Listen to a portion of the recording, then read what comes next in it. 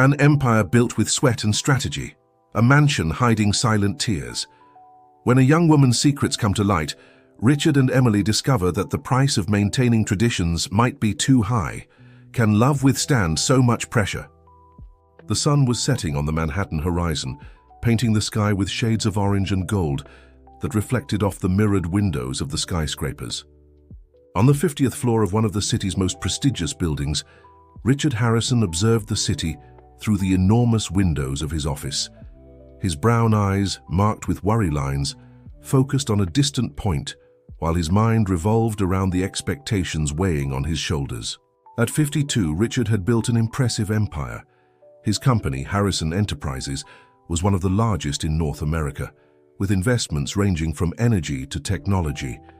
His name was synonymous with power and success, but there was a shadow that darkened all his achievements: the absence of a male heir to continue his legacy. The phone on his desk rang, interrupting his thoughts. It was his secretary reminding him of the appointment he dreaded: another medical consultation with Emily, his wife of 20 years. Richard adjusted his imported silk tie and picked up his custom-made Italian suit jacket.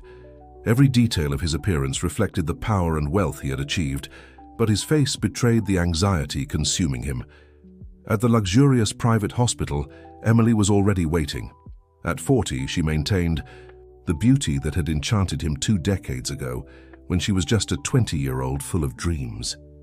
Her long black hair was elegantly arranged, and her modest but elegant dress enhanced her graceful figure.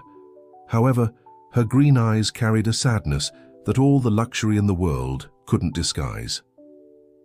The results of the latest tests have arrived.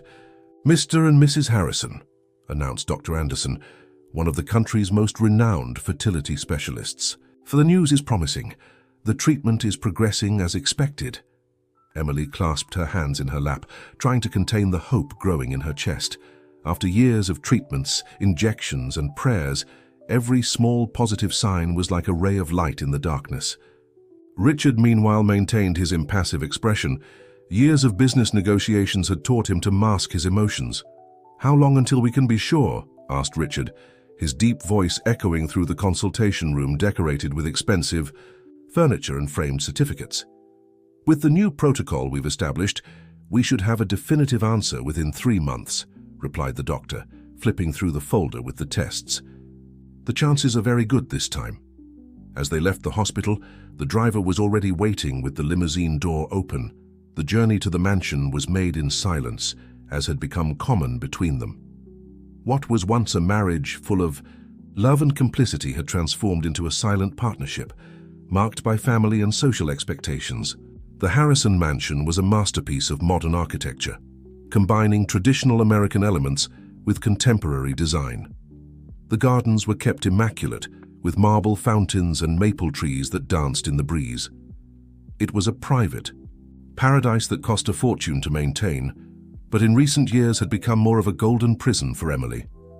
That night, as they dined in their enormous dining room, served by a discreet staff of employees, Emily decided to break the silence.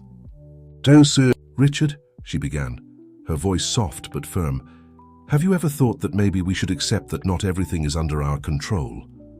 Richard placed his silver cutlery down with calculated care. "It's not a matter of control, Emily. It's a matter of duty.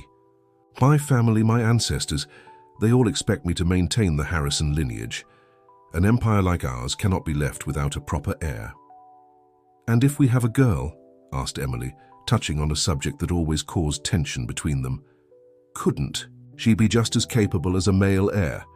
Richard's face hardened. "You know our traditions, Emily. A daughter cannot lead the family business. That's not how things work in our society." Emily felt tears forming in her eyes but held them back. Years of living in high society had taught her to maintain composure, even in the most difficult moments. "Traditions can change, Richard. The world is changing." "Not our world," he replied, rising from the table. "We'll continue with the treatments until we get what we need. It's our obligation." That night in her room, Emily allowed herself to cry silently. The marble walls and luxurious furniture seemed to mock her loneliness. She took out her diary, a small leather notebook she kept hidden, and began to write her most intimate thoughts, those she couldn't share with anyone. Meanwhile, in his private office in the mansion, Richard was on the phone with his father, William Harrison, a 75-year-old man who still exercised considerable influence over family decisions. "The treatments continue, Father," Richard informed. "The doctor is optimistic." "Optimism isn't enough, my son," replied the patriarch with an austere voice. "Our family needs a male heir. It's been 20 years since your marriage to Emily. Perhaps it's time to consider other options." Richard felt a tightness in his chest. He knew exactly what his father was suggesting.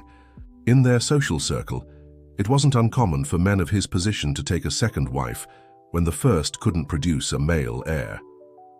While legally complicated in America, arrangements could always be made through various means, though increasingly questioned by younger generations. "I'll wait for the results of this last treatment," Richard responded, running his hand over his tired face. "Then we'll make a decision."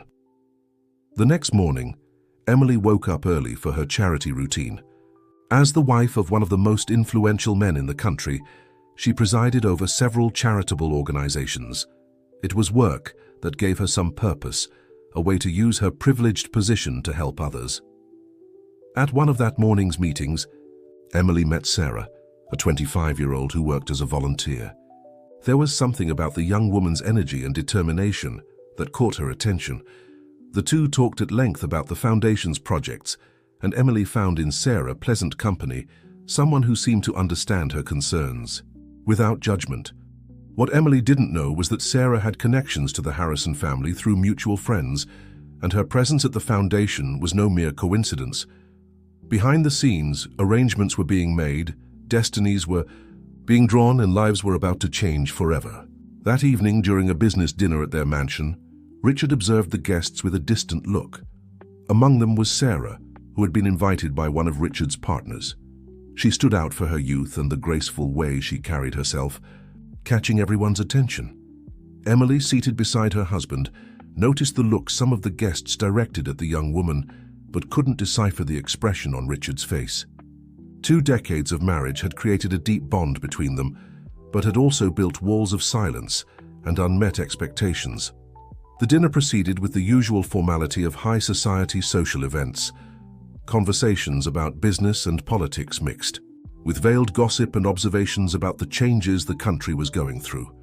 For Emily, it was another night where she needed to keep a smile on her face and pretend everything was fine, even when her heart was heavy with worries.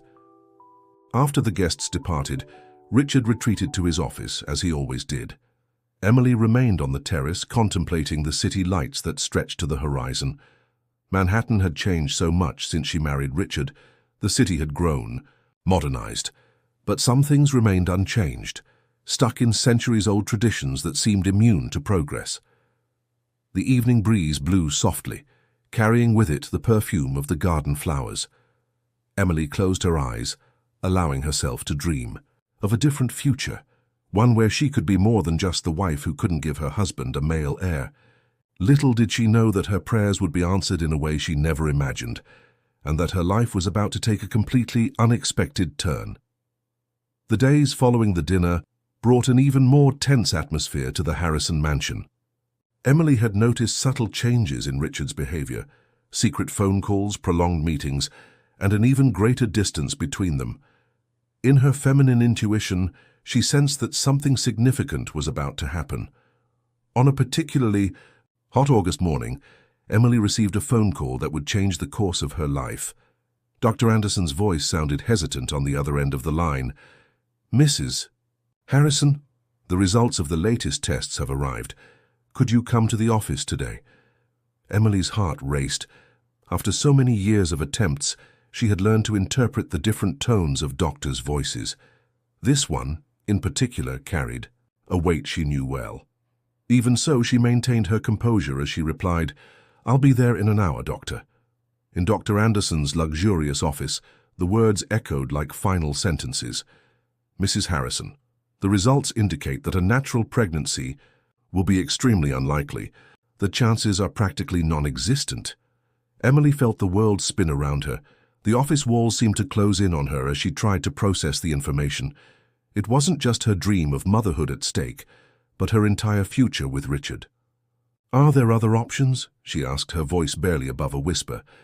Dr. Anderson adjusted his glasses, clearly uncomfortable. "There are more advanced techniques we could try, but being honest, the chances of success are minimal. I'm sorry, Mrs. Harrison."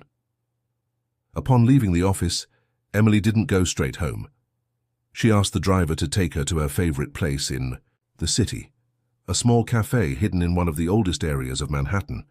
There, away from the eyes of judging society, she could process her emotions in peace. The cafe had a cozy atmosphere, with colorful cushions and the comforting aroma of coffee and pastries. It was there that, for the first time in years, Emily allowed her tears to fall freely. Between sips of mint tea, she began to write in her diary, pouring out her deepest anxieties. Meanwhile, in his office at Harrison Enterprises, Richard was in a meeting that would change the destiny of many people. His father, William Harrison, had called a family council meeting to discuss the future of the lineage. "My son," William began, his voice carrying the weight of patriarchal authority, 20 years have passed. Our family can't wait any longer. It's time to make difficult decisions." Richard observed the faces around him. Uncles, cousins, and trusted family advisors. All were waiting for his response, all expecting him to do what was necessary to preserve the Harrison legacy. "Father," Richard replied, measuring each word, "I understand the family's concern, and I confess that I've been thinking a lot about this in recent months." William leaned forward in his chair, his eyes gleaming with interest. "And what conclusion have you reached, my son?" "Perhaps," Richard paused, feeling the weight of each word, "it's time to consider other options for securing an heir." A murmur of approval ran through the room. It was exactly what everyone expected to hear. William smiled, satisfied with his son's decision. "Actually," William continued, "we already have some candidates in mind. Young women from good families, healthy and willing to honor our traditions." It was then that Richard realized everything was already orchestrated. His father, always 3 steps ahead, had already planned every detail. The mention of Sarah didn't take long to surface in the conversation, and Richard understood that her presence at the charity dinner had not been mere coincidence. That night, upon returning home, Richard found Emily in her private room, something unusual in recent years. She was sitting in her favorite armchair, still dressed in the clothes she had worn to the doctor's office. "We need to talk, Richard," she said, her voice surprisingly firm. Richard sat down across from her, feeling the weight of the decisions he had made that day. "Yes, we do. I received the results of the latest test today," Emily began, keeping her eyes fixed on his. "There won't be a child, Richard. Not through me." The silence that followed was deafening. Years of hopes, treatments, and prayers culminated in this moment of brutal truth. "I know what this means," Emily continued, her voice trembling slightly. "I know what the family expects of you. And I know about Sarah." Richard stood up abruptly, surprised. "How did you— New York may be a big city, but our social circle is small, Richard. People talk, and I'm not blind." The conversation that followed was one of the most honest they had had in years. Emily expressed her hurts, her fears, and her resignation. Richard, in turn, tried to explain the pressures he faced, the weight of traditions, and the expectations he carried. "You have 2 options," Emily said finally. "You can divorce me and marry Sarah, or you can follow the traditional path and find a surrogate or adopt. The choice is yours." Emily's frankness caught Richard off guard. He had expected tears, pleas, anything except this dignified and challenging acceptance. "Emily, You don't need to decide now," she interrupted, standing up. "But know that whatever your choice, I won't be a silent victim. If you decide on divorce, I want my complete freedom. If you opt for surrogacy or adoption, we'll establish clear rules of coexistence."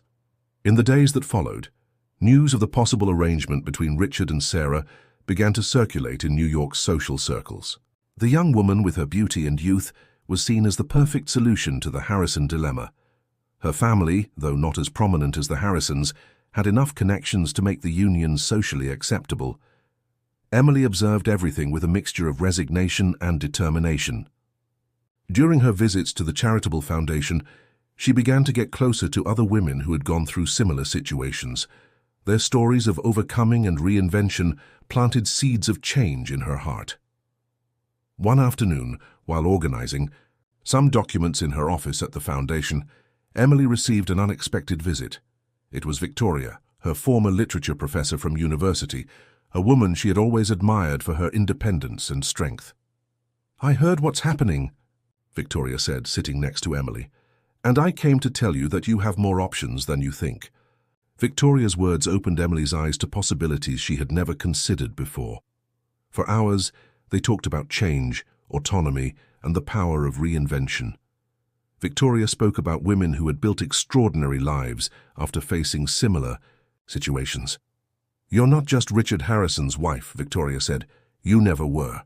It's time to remember who you were before all this social role was imposed on you." That conversation planted a seed of change in Emily's heart. As she drove back home, her mind was buzzing with possibilities. For the first time in years, she began to envision a different future, a future in which she would not be defined solely by her ability or inability to produce a male heir. In his office, Richard faced his own dilemmas. Emily's words echoed in his mind, mixing with his father's expectations and the traditions he had sworn to uphold. The pressure to make a decision increased with each passing day, and he felt the weight of every possible choice. Richard's decision came on a Wednesday, during a formal dinner at the Harrison mansion. The atmosphere was charged with tension as the staff served elaborate dishes. Emily, seated at the opposite end of the table, maintained her usual elegant posture, but her eyes revealed deep unease. "I've spoken with my father and the family advisors," Richard began, placing his cutlery down with deliberate precision. "We've reached a decision about our future." Emily felt her heart race, but maintained her composure. Years of living in high society had taught her the art of hiding her emotions. "And what was the decision?" she asked, her voice firm despite the internal turmoil. "We will pursue surrogacy," Richard announced, his eyes fixed on the plate in front of him. "You can maintain your position as my wife if you so desire. You'll have your own quarters, your own staff, and continue to preside over the charitable organizations." The silence that followed was deafening. Emily observed the man in front of her, the one who had once been her companion in dreams and confidences, now reduced to a stranger trapped in the chains of tradition. "I understand," she finally responded, her voice carrying a dignity that surprised even herself. "And if I don't wish to remain as your wife?" The question caught Richard off guard. In all his calculations and considerations, he hadn't really contemplated the possibility of Emily rejecting the traditional arrangement. "In that case," he replied after a pause, "I'll provide an adequate financial settlement. You'll receive your own residence and a monthly allowance befitting your position." Emily allowed herself a small smile, not of joy, but of understanding. "Do you really think it's about money, Richard? After 20 years together, is that what you think matters to me?" That night after dinner, Emily retired to her quarters and did something she hadn't done in years. She called her mother, who had been living in Boston since her own divorce, 15 years ago. "Mom," she said, her voice trembling slightly, "I need your advice." The conversation with her mother lasted for hours. Margaret, who had faced her own set of challenges when divorcing a prominent man in New England society, shared with her daughter not just practical advice, but also a perspective Emily desperately needed to hear. "My dear," Margaret said, her voice laden with wisdom, "sometimes we need to lose everything to discover who we really are. Your father thought he was punishing me when he left me, but he actually freed me. I built a new life here in Boston. I have my own business, my independence. You can start over too." Her mother's words planted a seed of courage in Emily's heart. In the days that followed, she began to make discreet plans. She consulted lawyers specializing in international law, opened bank accounts in her own name, and began researching study and work opportunities abroad. Meanwhile, preparations for the surrogacy arrangement advanced rapidly. New York society buzzed with rumors and speculations about the future of the Harrison family. Some people admired the dignity with which Emily was handling the situation. Others criticized her for not fighting more for her marriage. One afternoon, while supervising a charity event at the foundation, Emily met Isabella, a French entrepreneur who had built an international network of support centers for women in vulnerable situations. The connection between the two was instant. "You have a natural talent for this," Isabella observed, seeing how Emily efficiently coordinated the event with empathy. "Have you ever thought about expanding your work beyond the borders of New York?" The question lit a spark in Emily's eyes. For hours, the two talked about possibilities for collaboration, about how Emily's knowledge of American culture could be valuable in helping other women in similar situations. "Paris always needs people like you," Isabella commented casually, handing Emily her business card. "If you ever decide you need a change of scenery, look me up." In his office at Harrison Enterprises, Richard faced his own dilemmas. The negotiations for the surrogacy arrangement were proving more complex than expected. The potential surrogate and her family had their own demands and expectations.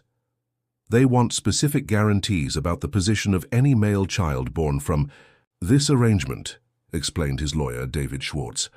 They want to ensure he will be the primary heir to the Harrison empire. Richard massaged his temples, feeling the weight of his decisions. "Provide whatever is necessary," he responded, his voice tired. "Just make sure the company's interests are protected." News of the surrogacy agreement reached Emily's ears through her connections in society. The specification about the male heir was the final straw she needed to make her ultimate decision. On a Friday morning, 2 weeks before the scheduled finalization of the surrogacy contract, Emily requested a formal meeting with her husband. The meeting was set for his office at the company, a neutral and professional environment. "I won't remain as your wife," she announced, her voice calm but firm. "And I don't want your house or your monthly allowance. I want my complete freedom." Richard observed her with a mixture of surprise and what seemed like sadness. "You're not thinking clearly, Emily. Where will you live? How will you support yourself?" "I have my own plans," she replied, maintaining a steady gaze. "I've learned a lot in these 20 years, Richard. I'm no longer that 20-year-old who depended completely on you." The meeting extended for hours, with intense negotiations about the terms of the divorce. Emily surprised Richard with her knowledge of legal and financial aspects, demonstrating a preparation he hadn't expected. By the end of the day, an agreement was established. Emily would give up most of the financial benefits she would be entitled to as Richard's wife, in exchange for her complete freedom and a lump sum that would allow her to start over somewhere else. That night, in her quarters, Emily began to plan her departure. Her suitcases were already partially packed, hidden in the back of her closet. Her passport and important documents were secure in a bank-safe deposit box that Richard knew nothing about. As she organized her things, she found her old college diary. Flipping through its pages, she found dreams and ambitions she had forgotten, plans she had abandoned in the name of her role as Richard Harrison's wife. "It's time to revive those dreams," she whispered to herself, tucking the diary into her bag. The next morning, Emily had a meeting scheduled with Isabella at a discreet cafe in the financial district of Manhattan. It was time to start turning her plans into reality. Paris welcomed Emily with a soft autumn drizzle. The apartment that Isabella had helped her find was in the charming Marais district, in a historic building overlooking a small garden.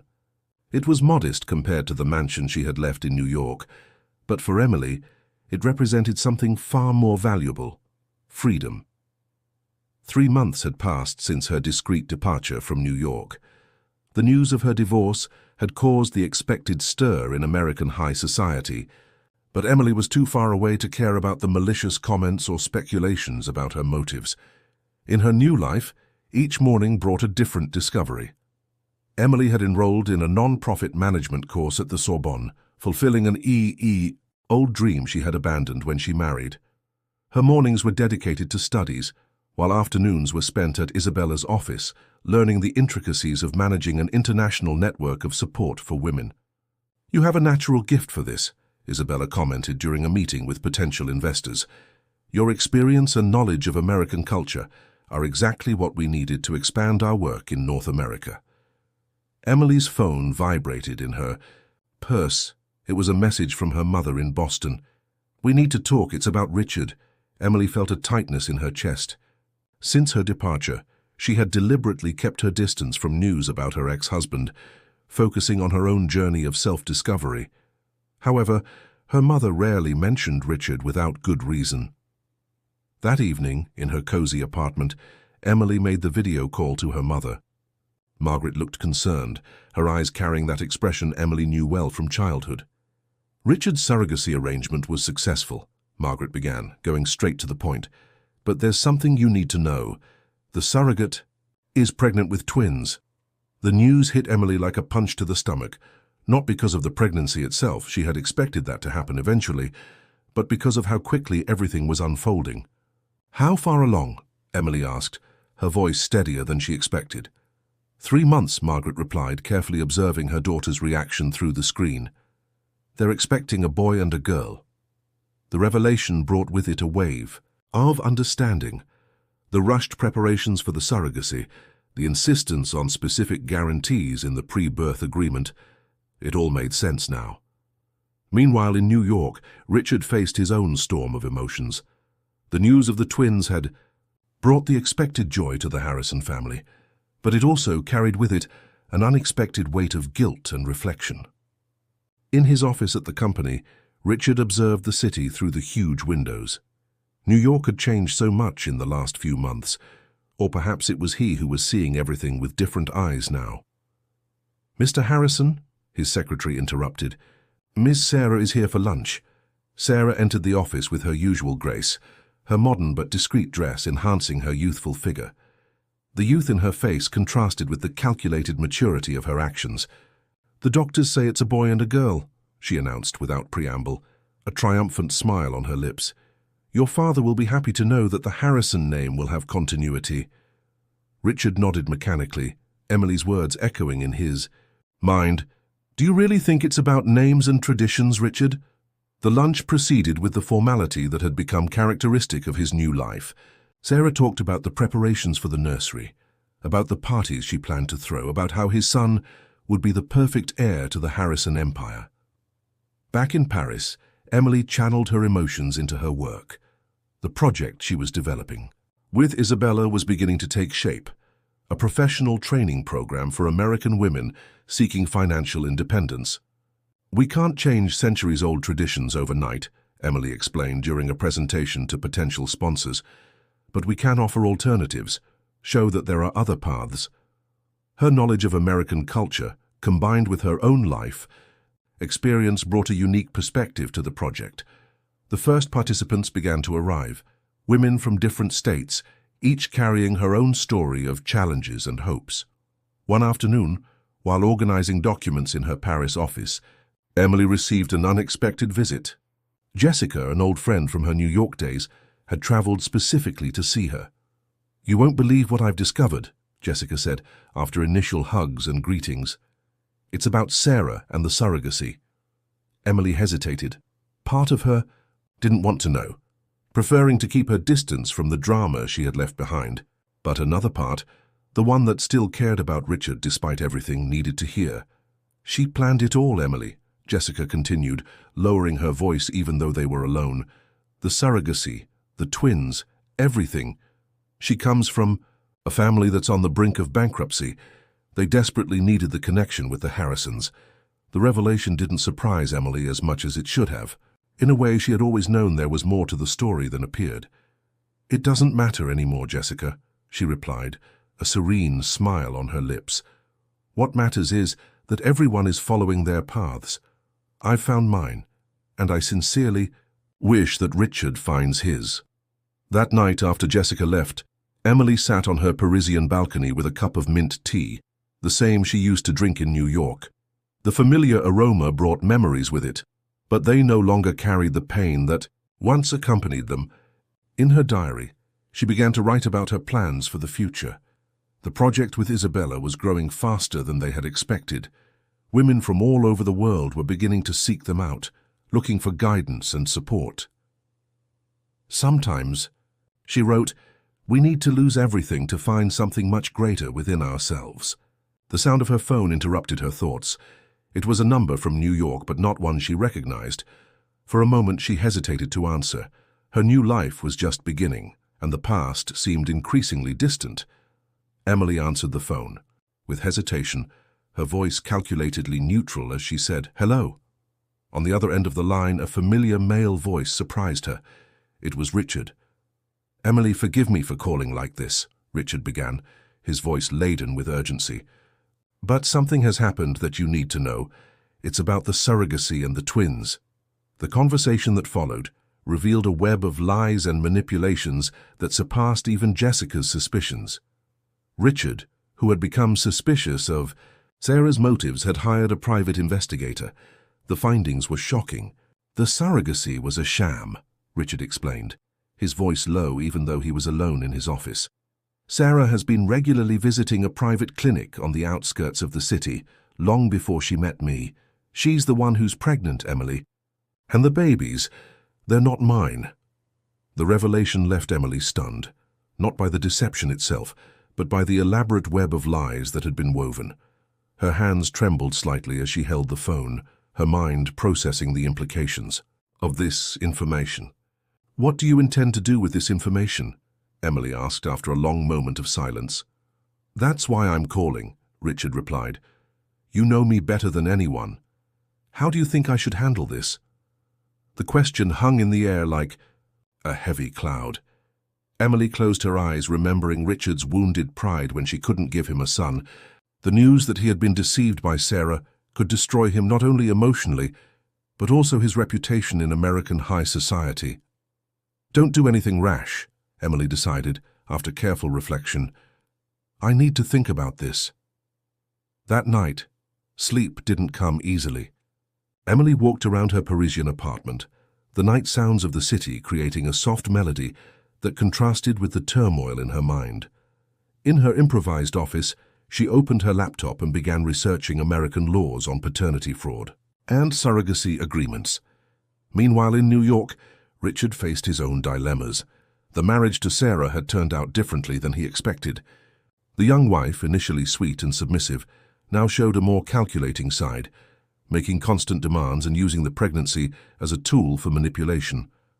"I need a bigger house," Sarah declared during breakfast. "This mansion has too many memories of Emily. It's not appropriate for the heirs of the Harrison family to be born in a place with so many reminders of another woman." Richard observed his young wife with a mixture of irritation and awareness. The constant comparisons with Emily, always initiated by Sarah, were beginning to wear him down. The absence of his first wife, which he initially thought would be easily filled, now revealed itself as an ever-growing void. "The mansion has been the main residence of the Harrisons for 3 generations, he replied, his voice firm. "My children will be born here as I was." Sarah's face hardened momentarily before being replaced by a calculatedly hurt expression. "Don't you care about my well-being? About the well-being of your children?" The emotional manipulation was evident, but Richard was beginning to see through it. Emily's words spoken months ago echoed in his mind. "Do you really think it's about traditions and names, Richard?" In Paris, Emily decided to share the information with Isabella. Her mentor listened attentively, her face expressing growing concern as Emily related the details of the conversation with Richard. "This situation is more complex than it seems," Isabella observed, pouring more coffee for both of them. "It's not just about the paternity of the children.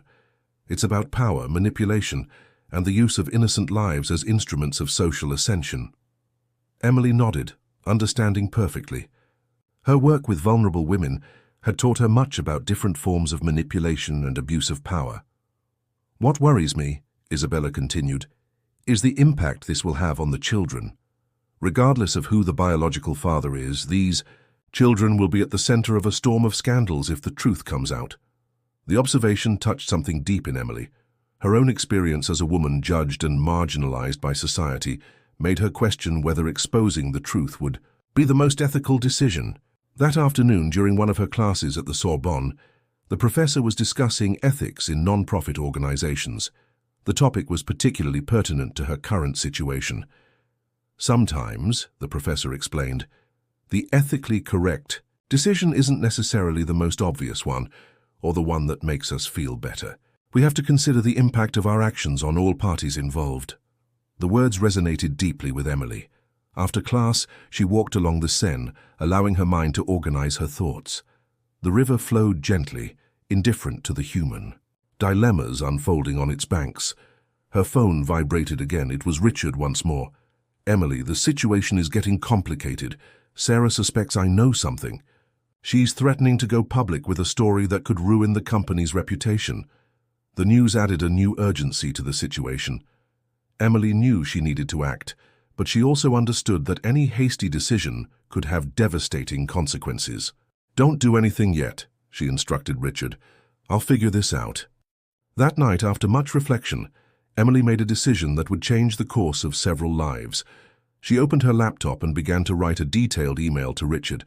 It wasn't a denunciation, but an invitation for a conversation that was decades overdue. In New York, Richard also faced a sleepless night. Sarah's growing demands, combined with his own intuition that something wasn't right, kept him awake. In his private office, he reviewed old documents, including the letters Emily had left behind. One, in particular, caught his attention.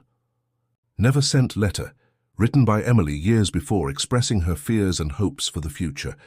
The words, written with painful honesty, offered a perspective he had never truly considered. The sound of a notification on his computer brought him back to the present. It was Emily's email, her name appearing on the screen like a ghost from the past.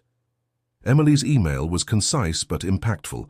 She requested a meeting with Richard on neutral territory, London, to discuss matters that would significantly affect the future of the Harrison family.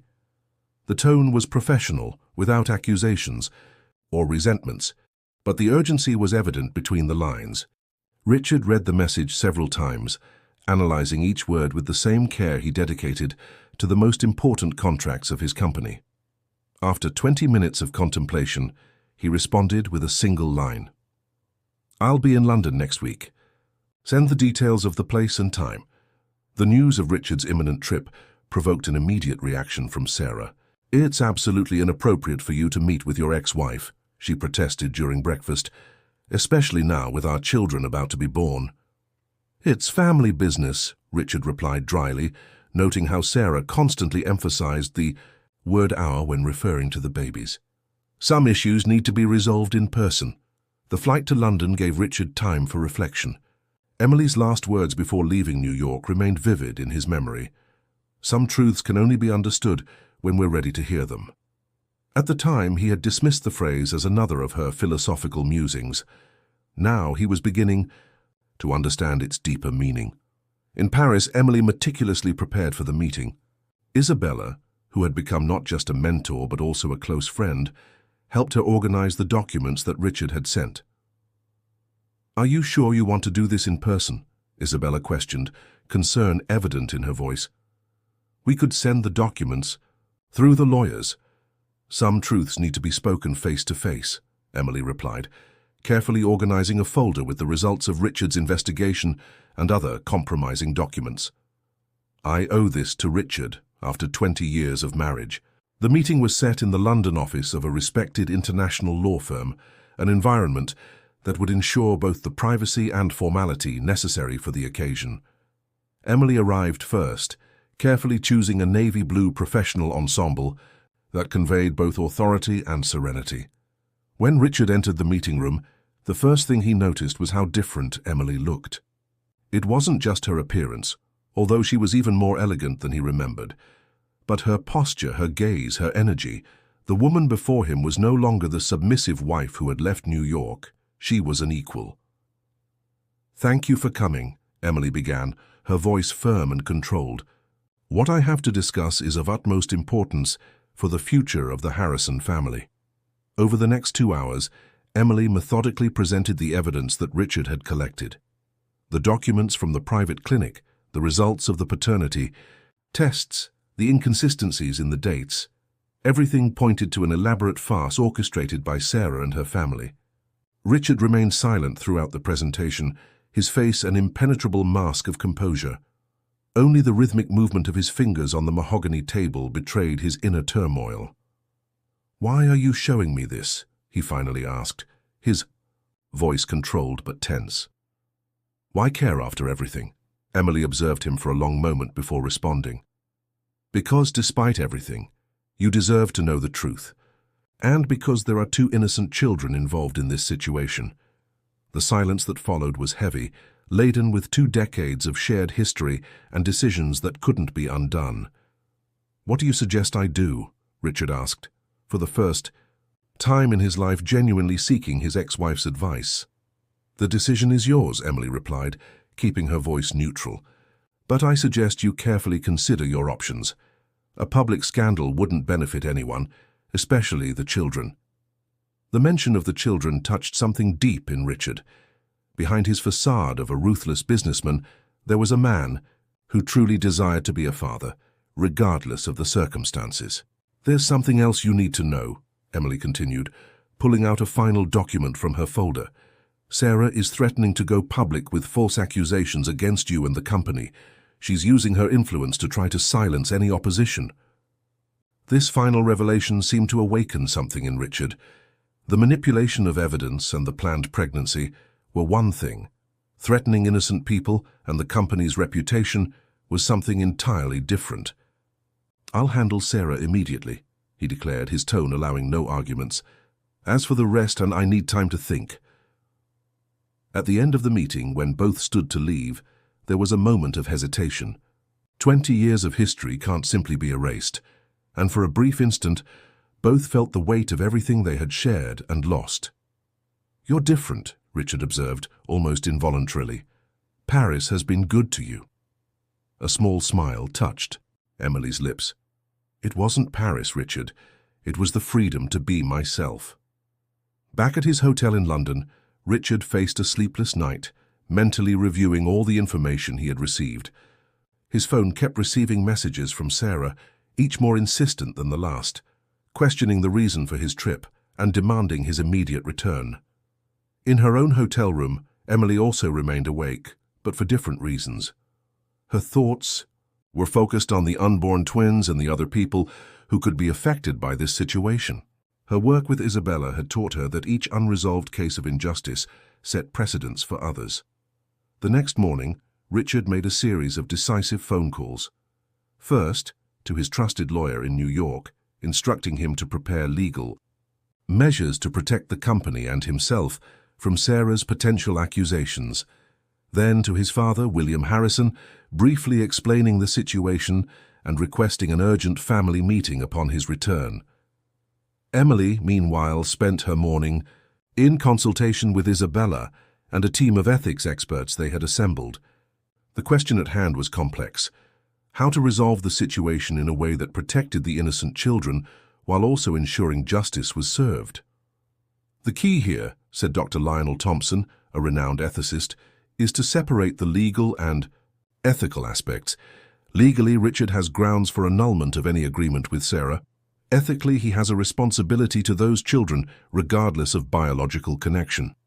As the day progressed, both Emily and Richard found themselves grappling with the weight of the decisions before them. It wasn't just about their personal lives anymore. The repercussions of their choices would affect many others. By late afternoon, Richard had made his decision. He called Emily, his voice carrying a resolve she hadn't heard in years. "I'm going to confront Sarah," he said, "but I want to do it in a way that gives her a chance to come clean on her own terms. If she refuses, then we'll proceed with legal action."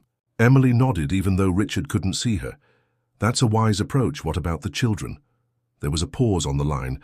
When Richard spoke again, his voice was softer. "I've been thinking about that a lot. Regardless of how they came to be, I want to be there for them. They're innocent in all this."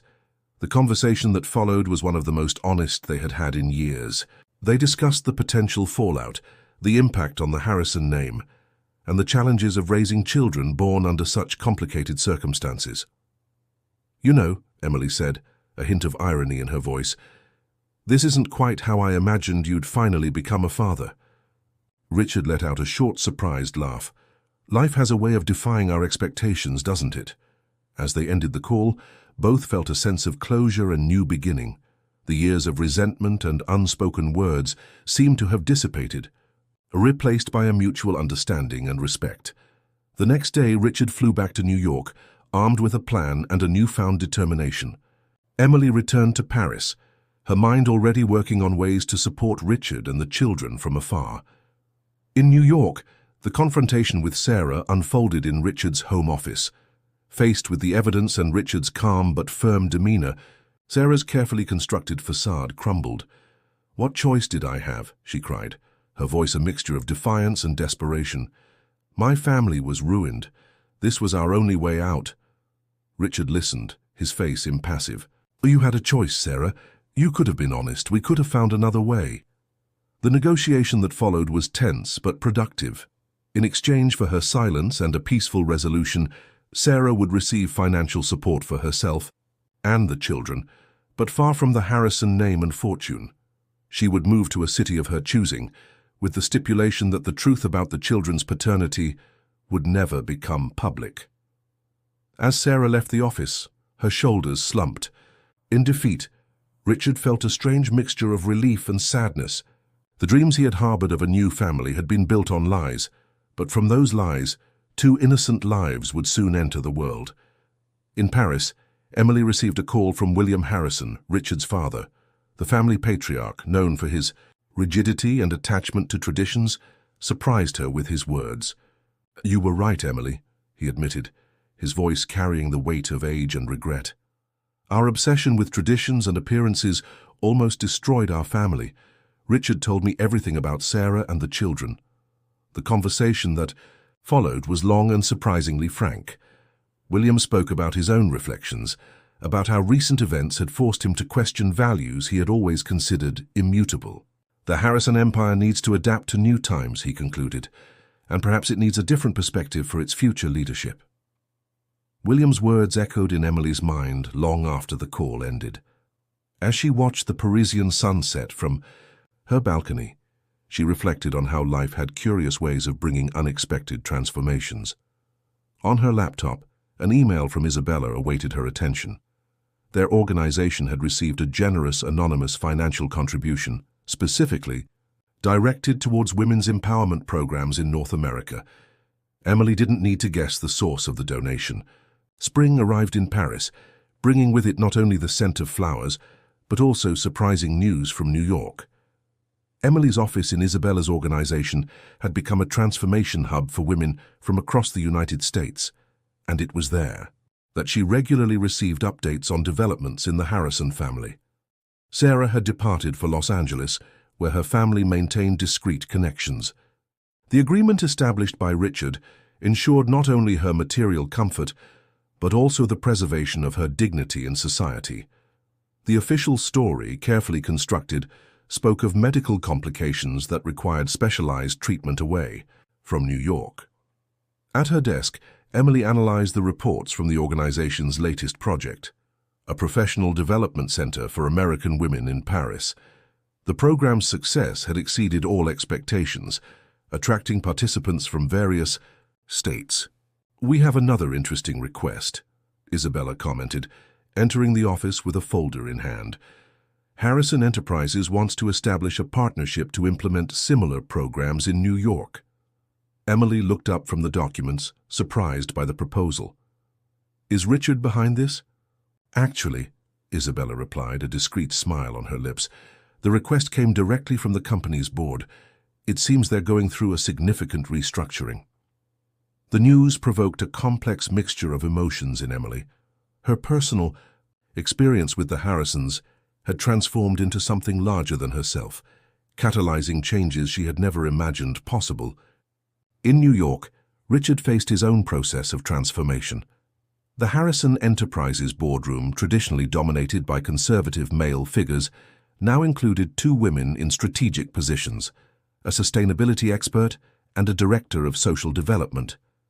"Times have changed," William Harrison declared during a crucial board meeting, "and we must change with them if we want to maintain our relevance in the modern world." The transformation of Harrison Enterprises wasn't limited to its internal structure. The company had initiated a series of investments in social impact projects, with a special focus on women's empowerment and education. One afternoon, while reviewing the details of the partnership proposal with Isabella's organization, Richard received an unexpected call from his sister Elizabeth, who lived in Boston. "I met Sarah today," she informed, her voice cautious. "She had the babies, twin girls." The news hit Richard in a way he hadn't expected. The whole situation with Sarah, which had begun with lies and manipulation, now culminated in the birth of two innocent children. "How are they?" he asked, his voice revealing genuine concern. "They're all doing well. The girls are healthy and beautiful," Elizabeth replied. "Sarah, she seems different, more humble perhaps. Motherhood can have that effect on people." After hanging up the phone, Richard allowed himself a moment of reflection. The irony didn't escape him. All his desire for a male heir, all the pressure he had put on Emily, and now life presented him with two daughters. In Paris, Emily prepared for a video conference with the Harrison Enterprises board. Isabella had insisted that she lead the partnership negotiations, recognizing that her unique experience made her the most suitable person for the role. "You've built bridges where others saw only walls," Isabella observed. "Your personal story has transformed into a force for change." The video conference brought together familiar and new faces. William Harrison, though visibly older, maintained his imposing presence. Richard, seated next to his father, demonstrated a serenity that Emily had never seen during their years of marriage. "Our proposal," Emily began, her voice clear and professional, "is to establish a development center in New York that combines elements of our experience in Paris with the specific needs of the American market." The presentation that followed was meticulous and impressive. Emily demonstrated not only a deep knowledge of the social issues involved, but also a keen understanding of the commercial and cultural aspects of the project. "Impressive," William commented at the end of the presentation. "You always had this extraordinary vision, Emily. I regret that we had to lose you to finally see it." The comment provoked a moment of reflective silence in the room. Richard observed the screen where his ex-wife's image was projected, realizing how she had flourished away from the restrictions that he and his family had imposed. After the meeting, Emily received a personal email from William. The Harrison patriarch expressed not only his support for the project, but also a formal apology. "For years of misguided judgments, our family is learning," he wrote, "that true strength lies not in maintaining inflexible traditions, but in knowing when and how to evolve." That evening, in her Parisian apartment, Emily reflected on how life had changed in recent months. Her work with Isabella had transformed into something much bigger than just a personal fresh start. It was now a movement of transformation that affected the lives of dozens of women. Meanwhile, in New York, Richard was facing his own revelations. The birth of his daughters, even under such complicated circumstances, had awakened something in him that years of corporate success never had. He found himself spending hours in the nursery, marveling at the tiny fingers and toes, feeling a love he had never experienced before. The following weeks brought a flurry of activity on both sides of the Atlantic. In Paris, Emily and Isabella were finalizing plans for the New York Center, working tirelessly to ensure it would be as impactful as its Parisian counterpart. In New York, Richard was juggling his newfound fatherhood with the major changes happening at Harrison Enterprises. One morning, as Emily was reviewing the final proposals for the New York Center, she received an unexpected email from Richard. It was a photo of the twins, sleeping peacefully in their crib, with a simple caption, "I never knew I could love like this. Thank you for helping me see what truly matters." The image brought tears to Emily's eyes. Despite everything they had been through, she felt a genuine happiness for Richard. She replied with words of encouragement and support, offering her help if he ever needed advice on raising daughters. As autumn approached, preparations for the opening of the New York Center were in full swing. Emily found herself making frequent trips across the Atlantic, her expertise now highly valued by both Isabella's organization and Harrison Enterprises. During one of these trips, she had a surprising encounter with William Harrison. "I owe you an apology, Emily," the elderly man said, his voice heavy with emotion. "I was so blinded by tradition and expectations that I couldn't see the remarkable. How woman you are. Can you ever forgive an old fool? Emily's response was gracious and kind, recognizing the courage it took for William to admit his mistakes. This conversation marked a turning point in their relationship, paving the way for a new kind of family dynamic. As the New York Center neared its opening, Richard approached Emily with an unexpected proposal. "We've been working so well together on this project," he began, a hint of nervousness in his voice. "I was wondering if you'd consider taking a more permanent role with Harrison Enterprises. We could use your vision and expertise." Emily was taken aback by the offer. It represented a full-circle moment, returning to the world she had left behind, but on entirely different terms. After careful consideration and discussions with Isabella, she agreed to join the board of Harrison Enterprises as an independent director, focusing on social responsibility and women's empowerment initiatives. The grand opening of the New York Center was a star-studded affair, attracting attention from media outlets across the country.